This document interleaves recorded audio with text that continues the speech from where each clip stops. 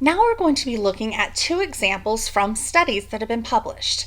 So this first article, increasing the number of chews before swallowing reduces meal size in normal weight, overweight, and obese adults.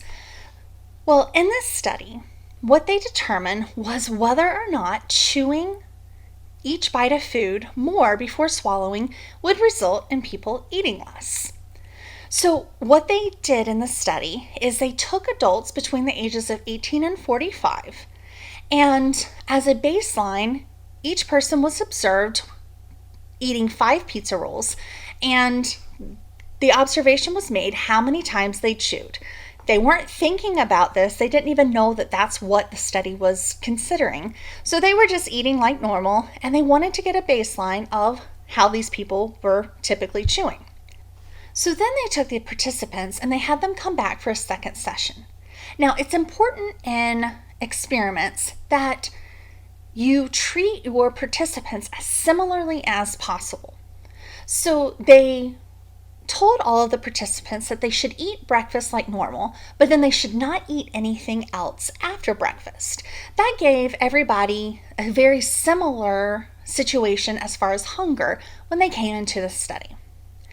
Now, people in group 1 were given a particular number of chews to have, and they were equal to the baseline that they had from session 1.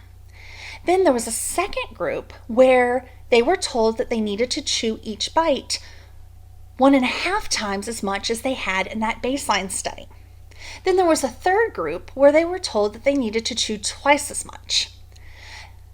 After these 3 groups finished chewing the pizza rolls, they counted how many they had eaten. The participants were told that they could eat as many as they wanted until they felt full.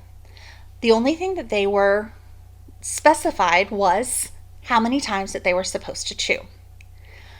At the end of this study, they found that people ate on average 10% less when they increased their chews by 50%, and people ate 15% less when they doubled the number of chews.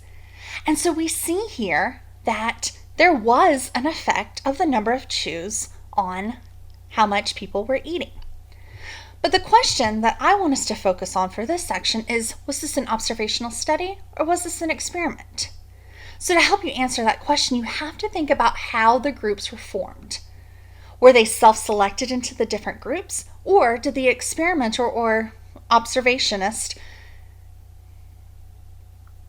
or did the experimenter or person doing the observations place people in different treatment groups?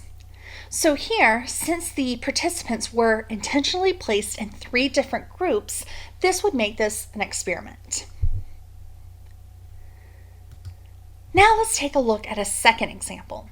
So this is from an article, Adolescents Living in the 24/7 Lifestyle, the Effects of Caffeine and Technology on Sleep Duration and Daytime Functioning.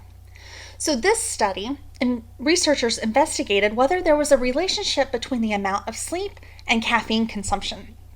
So they took teenagers who usually got less than 8 hours of sleep on school nights, and they found that they were more likely to report falling asleep during school and to consume more caffeine on average than teenagers who usually got 8 to 10 hours of sleep on school nights. In this study, the 2 populations were the teenagers who either got less than 8 hours or got 8 to 10 hours. The question to determine if this was an observational study or an experiment is, how were these teenagers placed into the 2 groups? Did the researcher place them, or did the individuals place themselves? And in this case, since the researchers did not determine which group they were supposed to be in, this was just an observational study. So it still is possible to make conclusions and compare these 2 groups as long as the groups in the study were representative of the populations that they came from. So as long as the students in these 2 studies So as long as the teenagers in the 2 groups were selected in a way that was representative of the population of the teenagers, whether they got less than 8 hours or between 8 and 10 hours of sleep. If these samples were in fact representative of the population, then we can draw conclusions about what we think would happen for all teenagers in this scenario.